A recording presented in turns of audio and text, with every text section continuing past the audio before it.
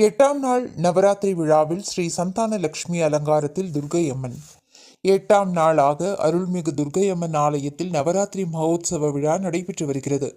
கோவை பேரூர் சாலை தெலுங்குபாளையம் பிரிவில் அமைந்துள்ள அருள்மிகு துர்க்கையம்மன் ஆலயத்தில் செப்டம்பர் 22ஆம் தேதி முதல் தொடங்கி 10 நாட்கள் நவராத்திரி மகோத்சவ விழா நடைபெற்று வருகிறது.